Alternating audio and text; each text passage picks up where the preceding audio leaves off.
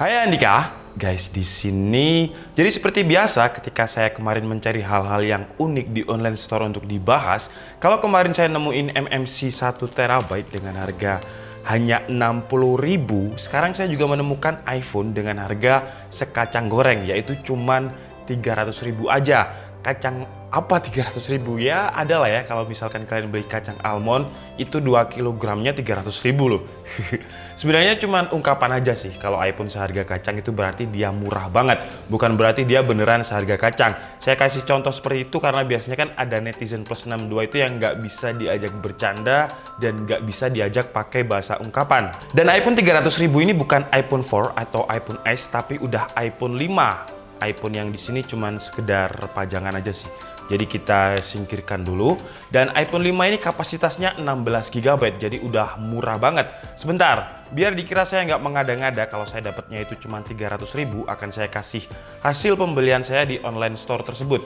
Nah, jadi ini adalah hasil pembeliannya. Mungkin kalau saya tap di sini akan ada, yang saya tutupin itu tadi alamat saya ya, biar kalian nggak kirim hadiah ke alamat saya, kan saya jadi nggak enak. Nah, kalau kalian lihat kan ini iPhone 5 16 GB bypass 300.000. Sekarang stoknya kosong karena udah saya beli. Dan sayangnya yang jual ini nggak mau diekspos, jadi saya nggak bisa mengekspos siapa nama penjualnya. Kalau kalian lihat di judulnya, ini tertulis iPhone 5 16 GB bypass. Itu sebenarnya adalah kata kunci yang membuat iPhone 5 ini harganya bisa seharga kacang. Apa itu bypass? Nanti di akhir video akan saya jelaskan. Tapi sekarang kita bahas dulu iPhone 5 bekas yang sudah terbypass iCloud-nya ini. Tapi iPhone yang di review ini dijual kok, jadi kalian bisa cek link pembeliannya di deskripsi dengan harga yang kacang goreng juga. Dan kalau misal kalian pengen cari iPhone yang sudah bypass dengan harga murah lainnya, saya juga udah kasih alternatif link pembelian di deskripsi. Tapi sebelum kalian beli iPhone bypass, ada baiknya kalian lihat video ini sampai akhir, karena saya akan berikan keuntungan dan juga kekurangan membeli iPhone bypass, serta tips untuk membeli iPhone yang ke bypass. Tapi sekarang kita bahas dulu iPhone 5 ini sambil kita melihat sejarah perkembangan teknologi dari iPhone. Dan seperti biasa, sebelum kita mulai pembahasannya, buat kalian yang belum makan, makan dulu. Kalau udah makan langsung aja subscribe channel ini, karena di channel ini kita akan membahas informasi menarik mengenai dunia gadget dan juga teknologi yang akan membuat hidup kalian lebih inspiratif dan produktif. Oke, jadi ini adalah tampilan iPhone 5 300 ribuan yang seharga kacang goreng, yang secara fisik menurut saya sih ini memang penyakitnya iPhone ya. Jadi ada beberapa dent di pojoknya, ini pastilah kalau iPhone itu. Dan dengan harga 300.000 nggak ada yang retak atau pecah. Menurut saya sih cukup beruntung sih saya ya. Dan untuk fungsi-fungsinya semuanya normal, dan ini itu semuanya ori kecuali baterainya. Karena tadi saya sudah lihat di aplikasi yang namanya TrueTools, itu adalah aplikasi untuk ngecek HP iPhone lah. Jadi kalau misalkan iPhone kalian itu pernah dibongkar apanya, kemudian baterai health-nya berapa, dan apa aja yang pernah diassemble, itu di TrueTools itu terlihat semua. Nah, jadi untuk spesifikasi layarnya, dia memiliki dimensi 4 inch dengan resolusi 640 x 1136. Kemudian untuk main kamera atau kamera belakangnya itu 8 megapiksel dengan resolusi Full HD, RAM-nya 1 GB dan baterainya 1440 mAh. Dan sekarang langsung aja kita coba kameranya ya. Jadi kameranya ini apakah dia masih normal?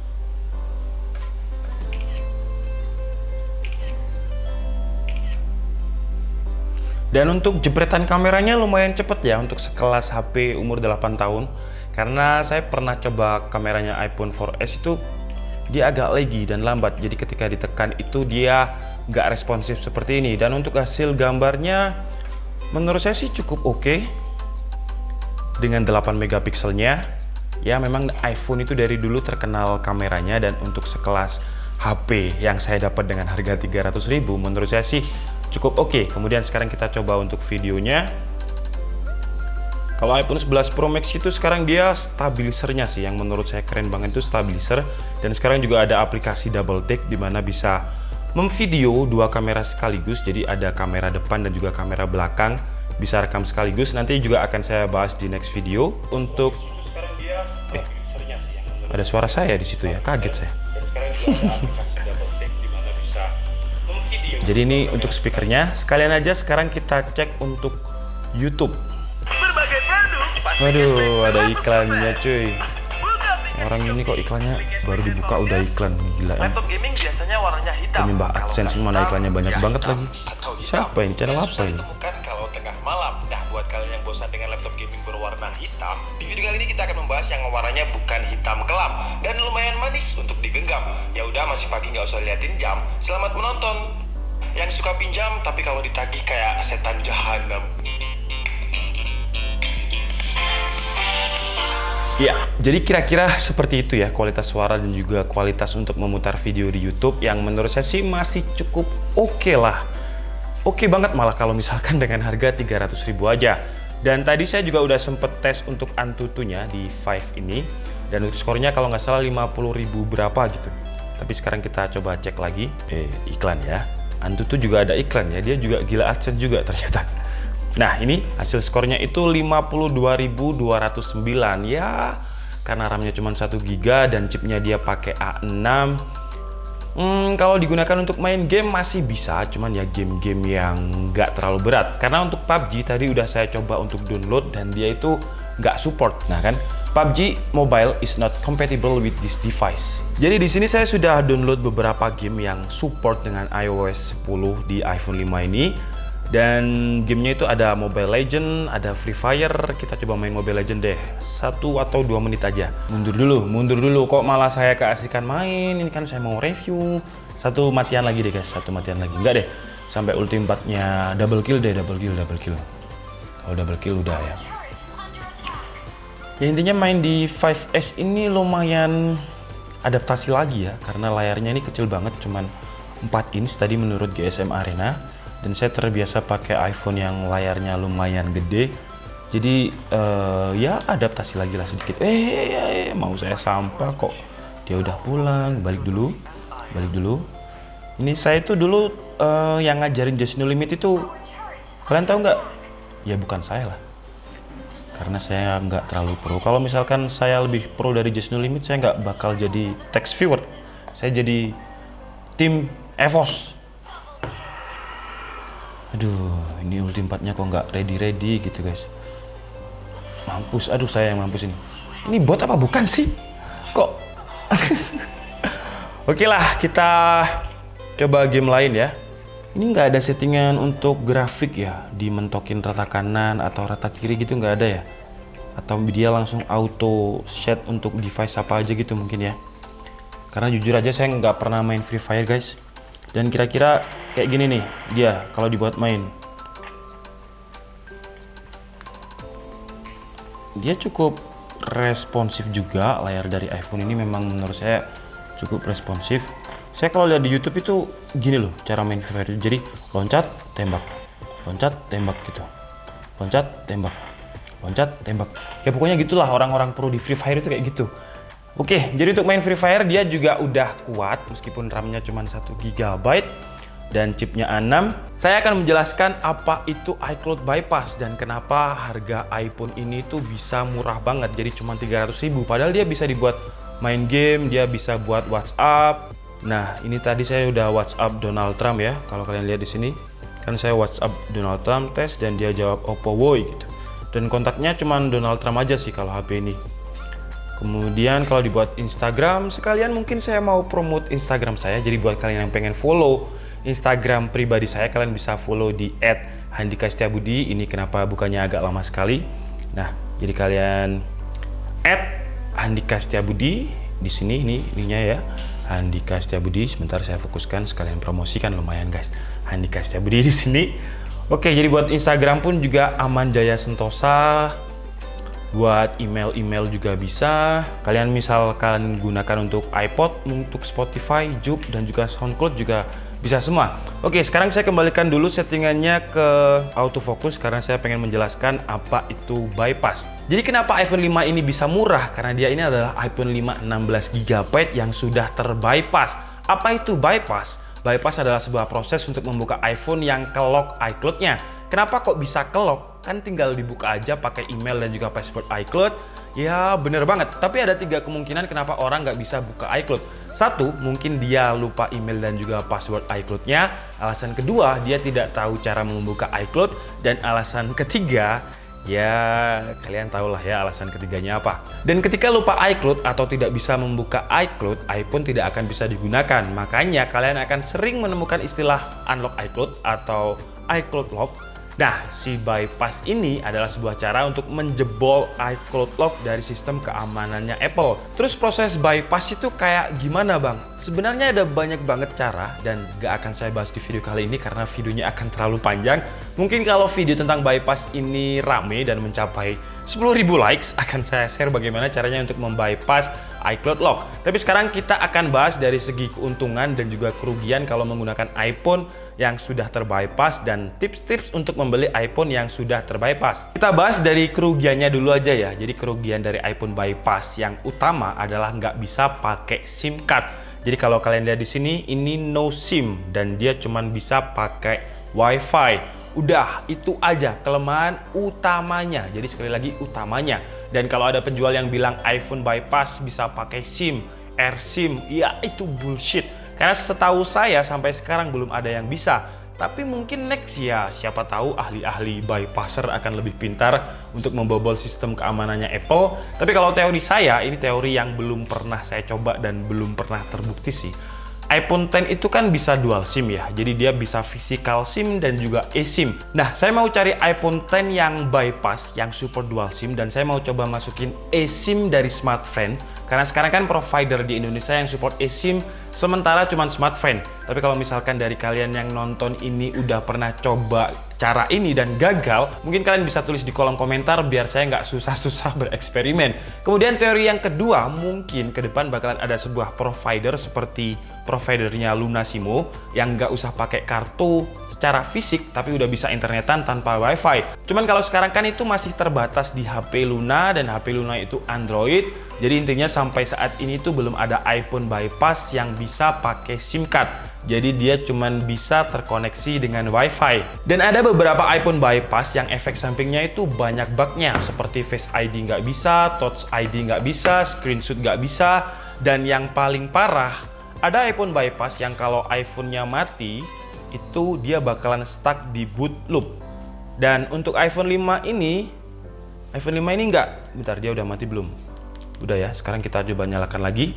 Kenapa ada yang stuck di logo Apple? Itu karena dia adalah hasil downgrade dari 13.3 ke 13.2.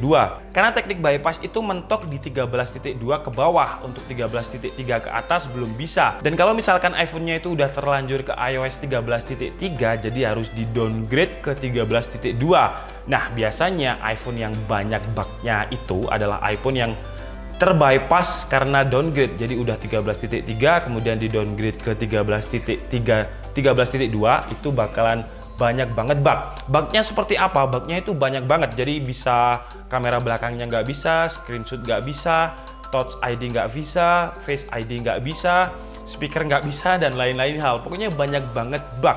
Dan untuk iPhone XR dan juga iPhone 11 Pro Max itu nggak bisa di bypass karena dia default bawaan iOS-nya adalah 13.3. Jadi sampai sini paham ya? Sekarang kita bahas untuk kelebihannya. Tentu yang pertama adalah harganya ya. Harganya itu bisa separuh lebih murah dari harga aslinya. Contohnya iPhone X 256GB pasarannya bekas itu mungkin sekarang sekitar 8 juta, tapi harga bypassnya bisa 3-4 juta. Dan kalau kalian beli iPhone bypass buat secondary atau HP kedua, menurut saya sih nggak masalah. Mungkin kalian buat HP admin yang cuma menjalankan WhatsApp, Instagram, Facebook, atau sosial media lain, atau kalian gunakan untuk sekedar gaming biar nggak ada telepon masuk ketika kalian ngegame. Kenapa saya sarankan untuk menjadi secondary iPhone atau iPhone yang kedua? Karena untuk mendownload aplikasinya ini cukup tricky. Jadi kalian harus mengkoneksikan Apple ID kalian yang udah ada untuk mendownload beberapa aplikasi yang ada di App Store. Saya akan langsung kasih contoh nih. Misalkan ya kita mau download aplikasi apa gitu ya. Misalkan saya mau download My Cafe Restoran Game ini, kemudian saya klik Get ini. Dia nggak akan bisa. Nanti akan saya jelaskan alasannya kenapa, tapi kalian lihat notifnya dulu. Notifnya itu cannot connect to iTunes Store. Kenapa dia nggak bisa? Karena sebenarnya iPhone ini tuh masih ke-lock iCloud-nya, cuman di apa ya istilahnya ya, karena dijebol. iPhone itu masih bingung ini antara ke-lock atau nggak ke-lock gitulah ya istilahnya. Dan cara mengakalinya kalian harus login pakai Apple ID yang udah ada di iPhone kalian yang pertama. Jadi kenapa tadi saya sebutkan kalau misalkan kalian buat secondary iPhone sih nggak masalah. Jadi untuk iPhone 5 ini saya menggunakan Apple ID yang ada di iPhone pertama saya. Intinya ini Apple ID saya, kemudian saya masukkan ke sini. Dan untuk cara downloadnya itu agak tricky. Jadi misalkan saya mau download ini ya, My Cafe restoran ini. Jadi saya harus download My Cafe itu di sini dulu, kemudian saya bisa baru download di sini. Contohnya Clash of Clans. Ya, ini ya ada COC nih. Nah, kalau udah ada tanda awan ini kan tandanya kita udah pernah download menggunakan Apple ID kita. Nah, ini baru bisa di-download nih. Karena istilahnya itu kita minjem Apple ID dari iPhone yang pertama. Nah, kalau ini kan sekarang baru bisa di-download. Selama Apple ID yang di iPhone pertama saya ini udah pernah download COC, ketika saya download COC di sini itu bisa. Jadi intinya itu kalau misalkan iPhone bypass, kalian harus punya Apple ID di iPhone pertama atau Apple ID, intinya kalian udah punya Apple ID dan kalian udah pernah download aplikasi-aplikasi yang ada di Apple ID yang pertama tadi, baru kalian bisa istilahnya mengcloning aplikasi-aplikasi di Apple ID tadi untuk di iPhone yang bypass ini. Karena kalau misalkan nggak ada Apple ID yang awalan, kalian nggak bisa download apa-apa. Jadi kalian harus istilahnya download atau cloning dulu aplikasi-aplikasi yang ada di iPhone pertama, kemudian baru kalian bisa download aplikasi-aplikasi lain di sini. Nah, jadi aplikasi-aplikasi seperti YouTube, WhatsApp, Instagram, Mobile Legends, Free Fire, dan aplikasi lain yang udah saya download ini sebenarnya udah pernah saya download menggunakan Apple ID pertama saya yang ada di 11 Pro Max ini. Sementara kalau misalkan saya mau download aplikasi yang belum pernah saya download melalui aplikasi yang ada di iPhone pertama saya ini nggak bisa. Jadi notifnya bakalan seperti itu tadi. Jadi cannot connect to iTunes Store. Ya kalau misalkan kalian maksa ini kalian gunakan iPhone pertama, jadi kalian harus pinjam iCloud teman kalian, kemudian kalian download aplikasi dulu di iPhone-nya teman kalian yang kalian pinjam iCloud-nya. Kemudian kalian bawa MiFi ini kemana-mana karena dia kan cuma support WiFi. Ya, gak enaknya sih di situ, cuman kelebihannya yaitu harganya murah dan bisa kalian gunakan untuk iPod. Dan terakhir mungkin tips untuk membeli iPhone bypass ya. Jadi untuk membeli iPhone bypass itu pastikan sellernya itu mau bertanggung jawab. Karena seperti yang saya bilang tadi, ada iPhone bypass itu yang kalau misalkan restart dia bakalan boot loop, kemudian ada beberapa Touch ID yang nggak berfungsi dan pokoknya malfunction lainnya lah. Nah, biasanya ada seller-seller yang jujur yang menuliskan kekurangannya di deskripsi, tapi ada juga seller yang mungkin dia itu juga beli hasil bypass, jadi dia nggak tahu apa-apa tentang bypass. Nah, kalau tipsnya sih ya beli yang mungkin deket rumah kalian ya, online tapi juga deket rumah. Jadi misal di Malang ya yang deket Malang. Kenapa? Karena kalau misalkan kalian nggak bisa jailbreak ya, ketika iPhone-nya restart dia akan boot loop dan HP itu nggak bisa digunakan lagi. Itu sebenarnya bisa tapi kalian harus jailbreak lagi.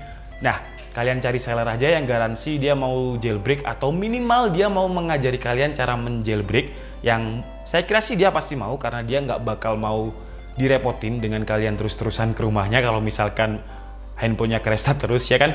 Oke, jadi mungkin cukup segitu aja video yang ternyata lumayan panjang ini, iPhone bypass ini. Dan mungkin di next video, kalau video ini rame, saya akan mengupload tentang bagaimana caranya untuk membypass mulai dari iPhone 4S sampai iPhone 10. Ya, saya sudah beli iPhone 4S yang lock iCloud buat eksperimen dan juga saya juga udah beli iPhone 6S yang lock iCloud juga untuk eksperimen. Jadi tinggal kalian aja nih kalau misalkan kalian setuju dan video ini rame saya akan upload. Oke, jadi cukup segitu aja dan kesimpulannya itu tadi sih, kalau misalkan kalian gunakan untuk iPod dan juga sebagai secondary iPhone, menurut saya sih worth it dengan harga 300.000. Dan seperti biasa iPhone ini saya jual lagi, link pembeliannya di deskripsi dan di situ saya juga udah menaruh beberapa alternatif link pembelian buat kalian yang pengen nyobain iPhone bypass. Oke, saya minta maaf kalau ada kesalahan dalam penyampaian informasi. Seperti biasa kalian bisa mengkoreksinya di kolom komentar. Saya Andika Setiabudi and see you on the next video. Bye bye.